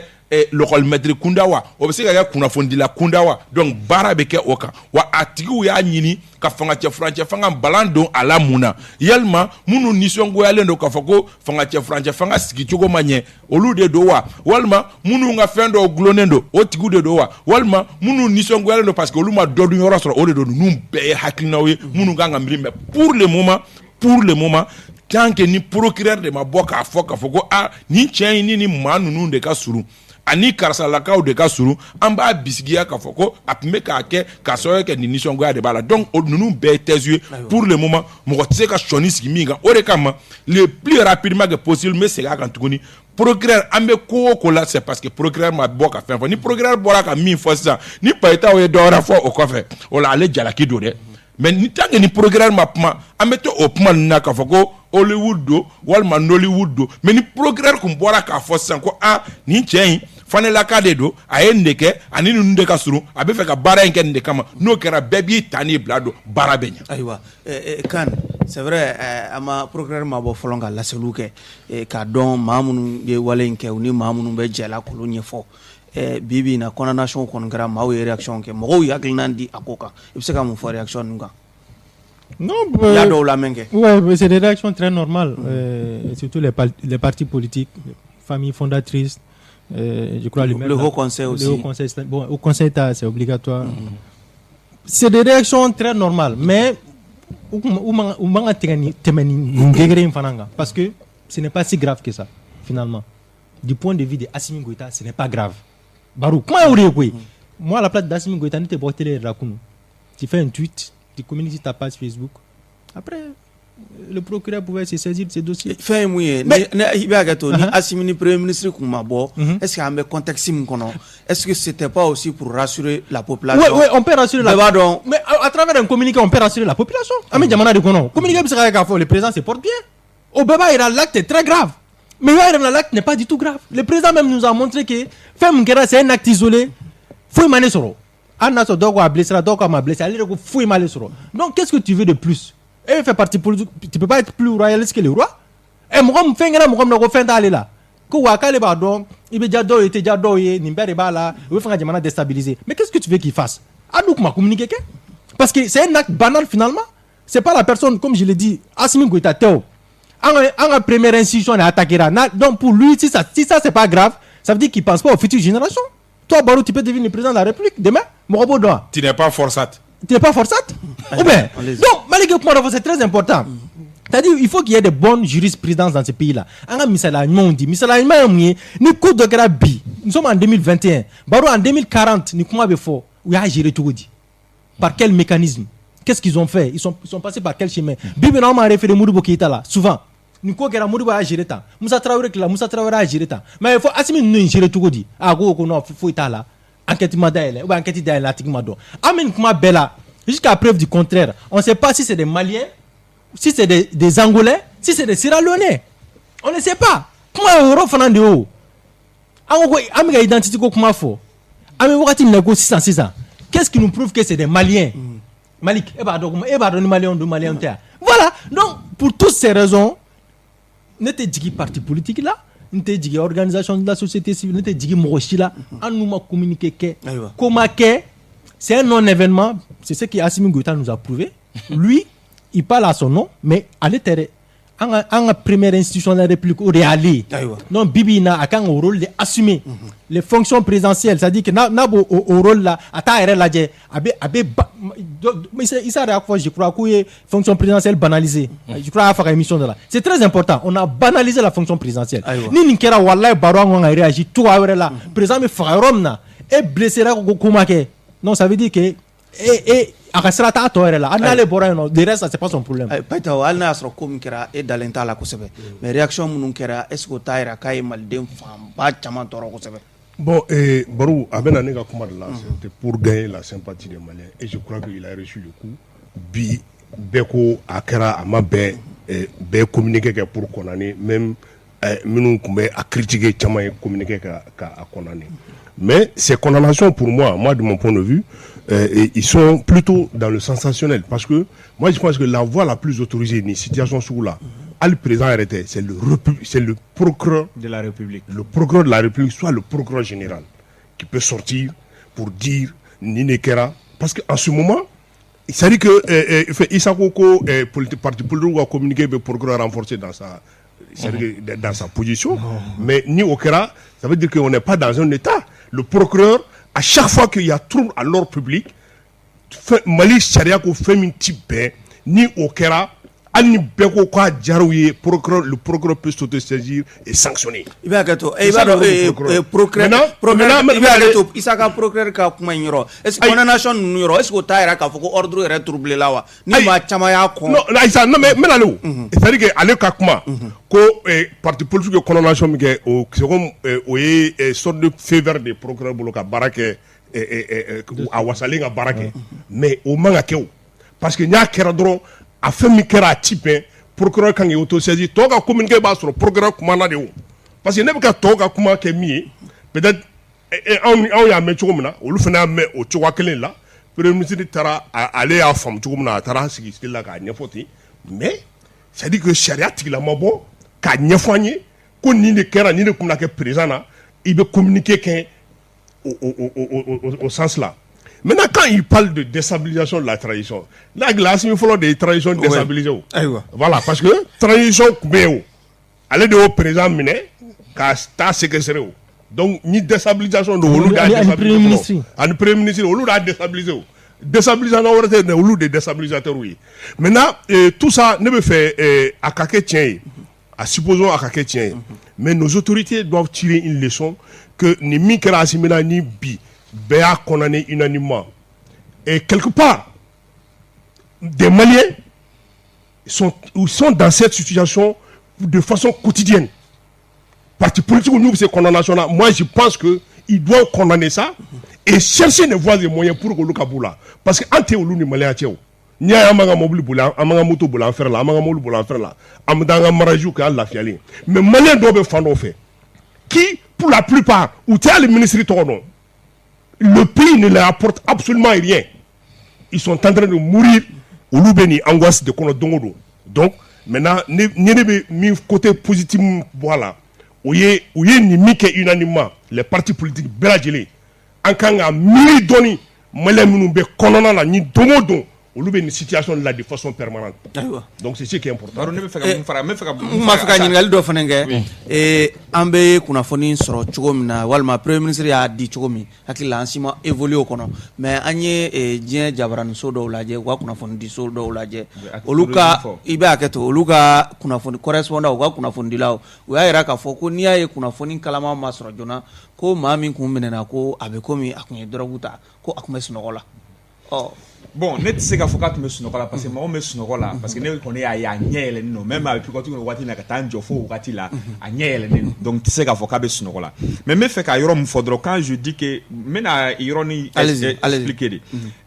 ko réactionnisme en même temps émotif ou des trucs comme ça on a vu ici moko paita ou dado akumana moko jolbe bibi na mali kono même moko yano ku be boro ni na fufala ki faut te bola e bu mangamewa abse ke chini ala kana tchedja abse ke ni malike chini ala kana tchedja si je dis communiquer nous antemna étape antemna communiquer étape kan quoi il faut des actes forts c'est la partie politique on le ça dit intalo maftromna on le pression ke on ka mawo de be fangala ou be se ka muni ke ka active mais tromna pression ke ni active ni kana ke blé. Si je parle de ça c'est ça dit on les réactions na antemna parce que président de la République doit be communiquer à condamner mais Kodjola amake yanwa mun fagara ka warno fa make yanwa yo befo mun kera il y a toute circulation la ka faire la kata le jo moblu ka faga moblu ka warta ka make yanwa mais anga fu tien fo nyowa na sa ne bi se abse ke ne maliki re la chini ala kana tchedja mais si on s'attend toujours qu'à communiquer à condamner on va où il faut des actes non actifs parce que parti politique de se ka wuli bibina ka pression que pour que mavuga justice ka pression mais ka pression que la gouvernance politique. Le ministre de la Justice, il est politique aujourd'hui. Même si on est mais il est politique aujourd'hui. On le baisse à Kéo. Donc, à ce niveau de la condamnation, finalement, Fabina Saïrema Domna, au Dona, Antina Sega condamnation parce qu'à cela, on est au Dona. Maintenant, Mouye, Kafoni, Actim Flanier, Kafoko, Chet, Monsieur Nokola, Kouya, Vocal, Doctan, Doba, Foko, Ibsa, Pistoris, parce que Dobo, Finako, Pistoris, Fenano. En même temps, analyser le Fenebesa, Fongotu, Kono Kabisa, assigné les crèves, Morodo, Kafa, Komandi Mouye, Mounou, Actique, ni Beye Mouye, parce que Baby Tarifo. On prend ta photo, on lui fait des boucas, analyser qui était les faute, mais prévu Djonyote, Machibo. Wane be sega kanti chet nte sunogola a nyet mi yelenin ama fako wale ke kuma ka kuma sunogola ku ya mine nyane interrogatoire ga damne re ko asunogora kuma interrogatoire la wa olu tumewa ambe iba ga to ambe kuna fundila e mais source de be informé idare no iga source la imada la mais source be drop be informé chet mbe pe ko watim na koni ne koni nye ali mo ya watim na chet ngila mbaw na tume sunogola tume suno itmayo ali mu ya image tv senga ay abigila mka pe ko utara na ite abigila mka pe ko maintenant na sera niveau na ira photo na ku surtout sur avocat me sunogola eno ça c'est autre chose voilà. Mais on connaît mundo mouye ka foka dam na article no ka ta foka bola misir la jet de sunogola to manina mais ka foka droguta parce que au fin ore mo do be no fu dumbu ni fika ni acti suke fuka fin do reta o be se ka mais kat me sunogola ou bien kat me fait ka maseka interrogatoire maseka parce que kat me sunogola ça c'est autre chose ça ka ba se ka mon fo ka fra non atigu mafli parce que ne boulot et il faut être fou mon facteur de beseka a fort misiri falen jamala ni ite fatoye ite drogu talaye misiri falen jamala ka fo kibe président attaqué o misiri fa jamala kibe asoro c'est maman Macron giflé wa non ou ka te kelenye sa aywa ama isaka watu alega allez-y bibi atki ni fatote drogu talado walma mugodo mi endoctriner lendo ka afakibe président attaqué zango président mi ni mogo maldenye o bela jelen ba do ka foko mogo de do mi ye finitigi jolenye mi na be wele ko forçat o la ne ko ngo ni ni chain klala forte space ngo ni chain klala ngo prix Nobel de bêtises ngo kanga takadama ka so ka ne bolo chugoya shila s'il est intelligent al ni mo yi nege ka 10 millions dima kika ni kuke ibado ka ka be laba mila be laba ika nyekumuga hal ni asera ka président poignardé il va sans dire que allez kon memine ni kola donc et ni mo min koko peut-être que ko be se ka laben ka laben ko nyuma ke mais pour que mɔgɔ min b'a kɛ o tigi ka se k'a baara kɛ i b'a fɔ ko u b'a laɲini cogo min il faut k'u ka tile 5 kɛ k'a tigi droguer k'a sɔrɔ k'a bila nin baara in n'o tɛ mɔgɔ kɛnɛma ne tɛ se k'a faamu cogoya si la mɔgɔ kɛnɛma walima n fana bɛ payitaw n'o région n b'a fɔ n ko sinima don a ko labɛnna sinon mɔgɔ kɛnɛma fa tɛ mɔgɔ min na a ma drogue ta o bɛ se k'a fɔ misiri kɔnɔ k'ale bɛ jamanakuntigi kunturu k'ale b'o attaquer zanko jamanakuntigi min a lakodɔnnen don k'a fɔ ko sɔrɔdasi jɔlen don vraiment ni mɔgɔ min ko drogue tun bɛ cɛ kɔnɔ a tɛ bali ne la. Ayiwa i bɛ se ka mun fara a kan. Baru an bɛ nin ye n'a kɛra jamana tɔw la an bɛ jamana dɔ ta Canada en général ou bien an bɛ États-Unis ni nin kɛla a bɛ fɔ ko c'est un malade mental an bɛ ka nin ka position di cogoya min na ni porte-parole robot kɛra malade mental avec des antécédents psychiatriques il a séjourné dans un hôpital psychiatrique o bɛɛ bɛ dɔn 24 heures après o bɛɛ bɛ dɔn mɔgɔw don a n'a hakili to ɲɔgɔn fɛ kosɛbɛ. A delila ka ko dɔw yɛrɛ kɛ a delila ka a dɔgɔnin yɛrɛ faga a kɔrɔkɛ yɛrɛ a y'o kɛ tan a ye nin kɛ donc vraiment mais ni sariya tɛ jamana min kɔnɔ e ka procureur ma bɔ ka kuma mais c'est normal ne bɛ Peta ou bɛ Isa an ma hakilila ta fɔ jusqu'à preuve du contraire fo ka na ni preuve de u k'a fɔ ye ko fataw don c'est fini o t'a bɛɛ datugulen yan mɔgɔ ko drogue y'a minɛ nin bɛɛ nakanakakan de mɔgɔ nasugu jumɛn de don est-ce que c'est un islamiste a bɛ hakɛ to ni o kuma fɔra o bɛ digi dɔw la mais ko kɛra misiri de kɔnɔ est-ce que c'est quelqu'un un pratiquant c'est-à-dire que est-ce que mɔgɔ diinɛ b'a tigi bolo wa kosɛbɛ parce que ni diinɛ b'i bolo a bɛ k'olu fana kɔnɔ de ko Asimi ninnu ni tubabuw de jɛmaka ninnu gɛlɛya min b'an ka jamana kɔnɔ est-ce que o mɔgɔ nasugu don mais an tɛn'o dɔn donc ni fatɔ de don lakalakatɔ de don mɔgɔ fɔ an ye o bɛ se ka dɔn 24 heures après o ma somɔgɔ t'a la ne bɛ k'o de fɔ maliyɛn de don ou bien burkinabé de don ah c'est que sûr c'est pas un chinois non a ka fɔ ye mɔgɔ nasugu min don concrètement a ka dɔn a bɛ fɛ ka waleya min kɛ comme n bɛ segin a kan encore une fois ni ko kɛra États-Unis ou Canada ni silamɛ de y'a kɛ u b'a fɔ c'est un acte terroriste mais si c'est un blanc les mêmes actes baara kelen wale juguya kelen u b'a fɔ c'est un malade mental ça c'est connu de tous donc an tɛ yen an bɛ Mali de kɔnɔ an ka segin an fa dugu la comme an fana ka réalité b'an bolo bi bi in na ni cɛ min cogoya la tan est-ce que mɔgɔ hakilima don Isa ye kuma min fɔ i bɛ wuli i bɛ taa président Kuturu faga o ye militaire ye e b'a dɔn ni e m'a faga ou bien e de bɛ sa tu n'es pas un kamikaze mun k'a fɔ ye c'est qui o de don c'est-à-dire que tant que faamaw m'u jɔ u jɔyɔrɔ la faamaw tɛ Choguel Kokala Mayiga yɛrɛ wa Assimi Goïta yɛrɛ tɛ moi je parle de la justice olu ye faama ye mais peut-être à une certaine mesure an k'olu bila mais an ka sariya tigilamɔgɔw ta olu ka bɔ avec des éléments probants ka fɛn fɔ an ye an bɛ se ka fɛn faamuya. On n'a pas besoin, Barou, des discours tape à l'œil. C'est-à-dire qu'à beaucoup de journalistes 13 elle était information faut dire Mouroma. Mais ça n'a pas de sens. Non. Honnêtement, moi je dis, aujourd'hui, Named Djabanakono, Assimi Goïta qui est notre chef de l'État, c'est la première institution de la République. Allez, man a réagi tant tout alors. Quelques heures après, bon, tout va bien. Ne Yafara. Non, Yafara, Chini, Agnona, Féméré, Mou, Djougonin Bé. Donc, il faudra un rapport social qu'on a Barou. Honnêtement, ma phobie, peut-être dans 20 ans, nous serons là un rapport social kono Mali est social jamana rere mais un rapport social kono ko gelera chugo aka do mo mi yake ni yafa beke yafa kake mais antina tun tu wala tan ari ba wakati no santa mo mi barake aywa paitaw kunafoni dilado ya yira ka fɔ ko ni ay kunafoni ma identité ama kunafoni tellement sura anno gonna ko cɛ kun bɛ lahalala kun tɛ se ka ɲininka lahala min na barisa a kun ye ɲɛnamini fɛn dɔw ta yala i bɛ se ka da o kuma la wa bon Barou ne kɔni ne ye image minnu ye o k'a fɔ ko quelques heures après k'o tigi dɛsɛra ka ɲininka tiɲɛna o ka bon ne hakili ma a bɛ se ka kɛ parce que ne ye image minnu ye cɛ taara ka fili mobili kɔnɔ cogo min na ni drogue ta ɲɛ tɛ nin kun foyi ɲɛ tɛ nin kun ne ye min ye dɛ parce que n'i ye drogue ta a tɔgɔ kunkologɛlɛya tɛ kuranɛ kalan wɛrɛ n'i ye drogue ta ko drogue donn'i la yɛrɛ a bɛ dɔn i tagamacogo la a bɛ dɔn c'est-à-dire i bolo tacogo ni hali i ɲɛw kɛcogo a bɛ dɔn o la quoi mais mɔgɔ min ka kɛnɛ Saint-Esprit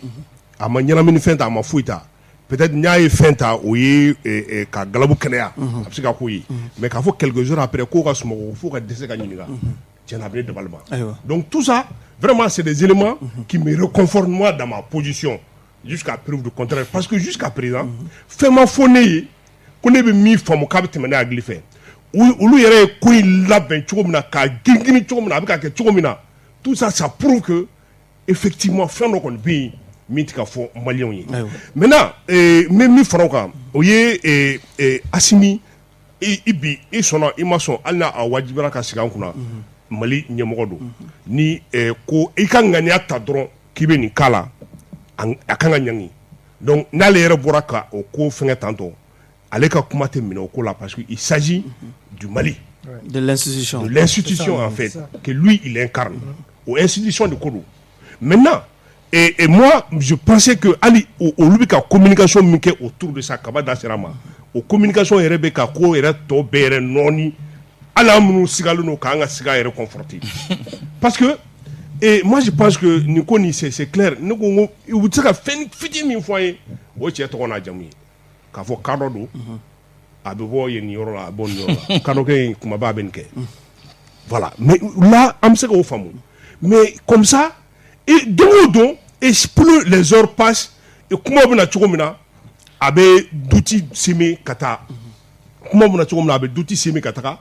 et finalement an bɛna don min na Jɔnkuna bɔgɔra san min na ka na kalo damadamanin kɔfɛ Jɔnkuna nana k'a yafara et fo bi foyi ma kɛ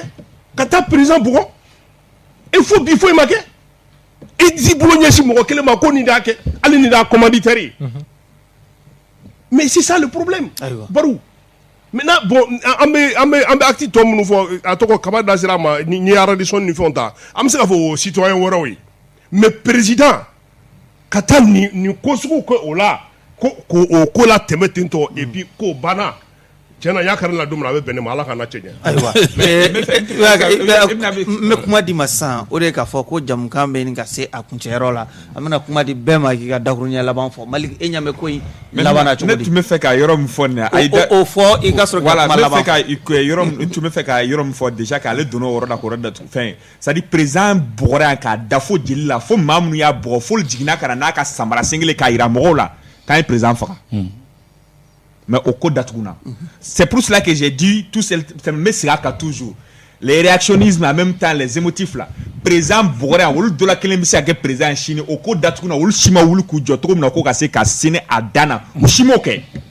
donc cela veut dire tout simplement communiquer na fatala parce que présent boré ka dajeli là ni ko fene kera o kla o kelen ga communiquer kelen ga wati la ni fene mete me ameni fene d'Atugunta Chine ma nasera ne manu ne turu sera ni présent turu sera ne ma domina na kera nanu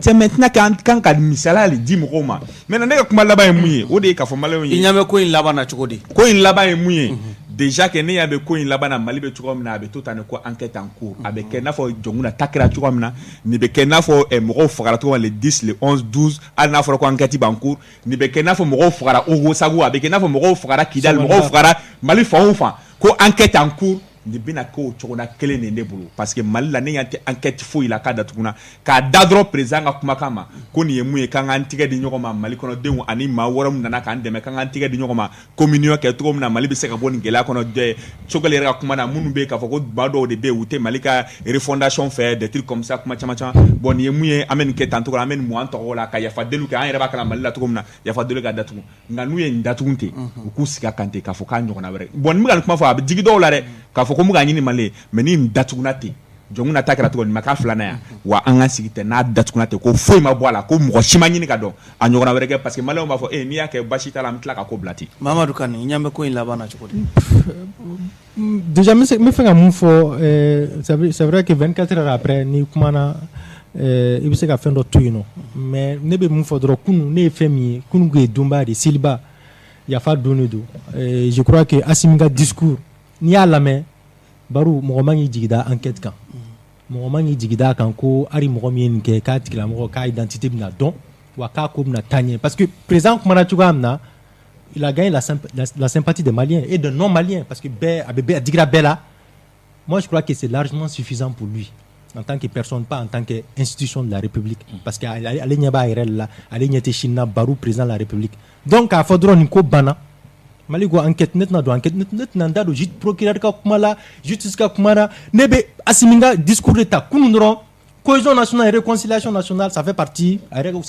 voilà ni be ba la donc ni be ba la ni ko banata ni ko ma ban wallahi baru sa ma soro anya do mo ni barenke enquête tita roshi Mali ki a fait atita roshi yoroshi donc c'est fini ka fodron ou ka dabla parce que Mali ko redo ils sont là aujourd'hui. C'est le Mali qui va demeurer dans 100 ans,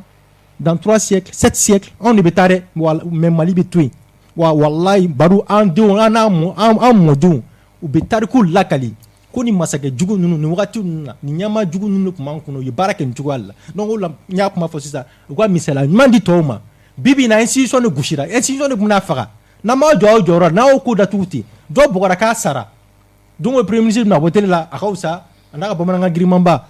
Ah? Donc bibi na nga boni bekono anga do Mali kanga tui wala nga don senyele man tseka totane anga koko France mais nous nyuma nga on faranta moi je crois que en la matière ou nyuma ngenna anga misala nyuma on ta ko grand herela anga boni kono anga bo social kono ti ko be kele ba fu yafara ati do mo mi yake tigite fu ila jamana kono fe mena ke tigitala tigite fu ila fe be na fuloi fe be ami koto nyokonto la jamana kono amini jamana kono vraiment anga sabali Mali islam jamana de Mali hina jamana de ko do be asimira ya fara kaba ale ya fara mais malo ma ya fara aywa parce que ko gelen bare sika ondala ko gelen bare sika ondala ka do ay baram ke wali monte si peuvent se ressaisir tant mieux mais ta nyelu paitao inyama ko labana chokodi ala so film no enye koro oui et ça c'est important il faut préciser à chaque fois voilà. Jusqu'à présent ne be opposition là mais ne go ni tchenu voilà ni tchenu wulu ou ka obeka ko gérer tout mina il est temps que angabo nous fait nous qu'on angala yere quoi mais ibe femi représenter ibe femi to là c'est-à-dire que par exemple eflene ebe débat dirigé ni fin créer la 600 ni bara cadre kono attirer ko barou habiller ko renouveau di donc c'est la même chose maintenant ni eklem kubie komo là ka foko et ibo ko ni fin ko lada ça ne marchera pas donc c'est la même chose donc jamana ka bono beladjele bon ka akol laban chogodi parce que nyasimi yere kumanata et programme ma kuma phobie ça veut dire que dossier ma di justice ma o nega famia dossier ma di justice ma c'est un new carré fara ou tchebla taka chila parce que asimi go ya fara ne ba yitini sinon asimi yere ma kuma naire premier ministre ma kuma naire parce que femi kera akra Mali de là et Mali procureur général parce que akra Bamako je crois qu'il y a un procureur général akra ko compétence kono wali mikra tibe Mali sharia kon ale be wuli ka kuma ni malien ye ni karata wa ambe enquête orientée là katani ne fait obe malien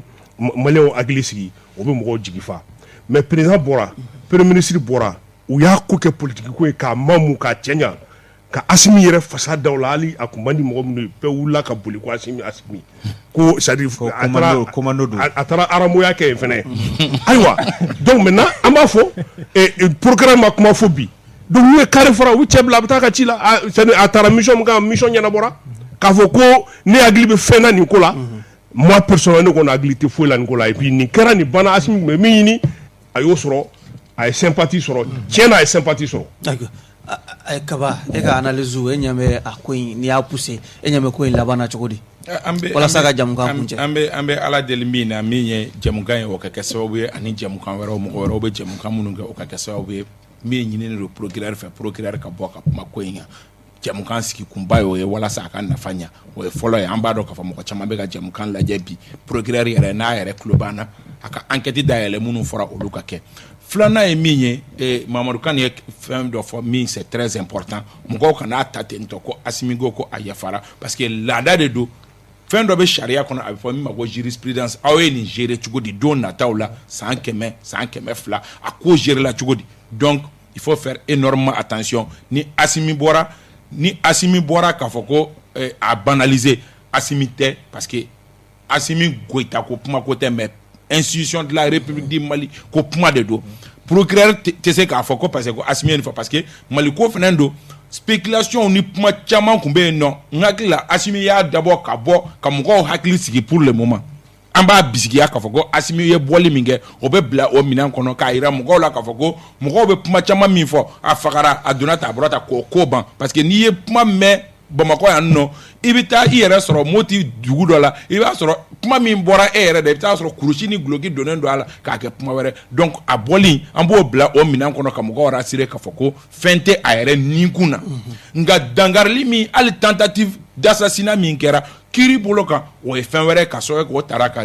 institution de la République de sɛgɛrɛ donc procureur k'i jɔ a jɔyɔrɔ la a ka bɔ ka kuma joona joona mɔgɔw hakili ka sigi n'a bɔra ka kuma n'a ye kuma minnu fɛn fɔ a k'olu waleya ka sababu kɛ n'a bɔra ka kuma a bɛ n'a fɔ k'a fɔ k'a bɛ na enquête dayɛlɛ n bɛ na nin de kɛ n bɛ na nin de kɛ n'o kɛra an b'o fana ta ka t'o bila 7 sur 7 ni regard croisé o kɛnɛ kan an b'olu bɔgɔla dɔn kalo kelen nin kɔfɛ an b'a fɔ procureur i bɛ niveau jumɛn na i ye minnu fɔ k'i b'u kɛ an bɛ tɛmɛ n'a ye anw fana ka rôle de ye o ye donc an ka laɲini ye min ye enquête ka approfondi n'o y'a sɔrɔ mɔgɔ fila minnu ni Maliki y'olu fɔ ani mɔgɔ saba min n'o kibaruya bɛ anw bolo n'u ni maa wɛrɛw bɛ jɛ la a ka dɔn a réseau ka démanteler a ɲɔgɔnna wɛrɛ ka kɛ u ka kɛ misaliya ye ka gosilidaw kan walasa n'a ŋaniya jiginna mɔgɔ o mɔgɔ kɔnɔ Mali kɔnɔ bilen o ka nimisa a k'a dɔn k'a fɔ ko on ne s'attaque pas à la première institution du Mali donc an kɔni ka laɲini ye a ka kɛ o cogoya la ten nka ni ninnu fana ko cinéma de don a cinéma ma yɔrɔ pour le moment ne kɔni ɲɛ tɛ o la ne fɛ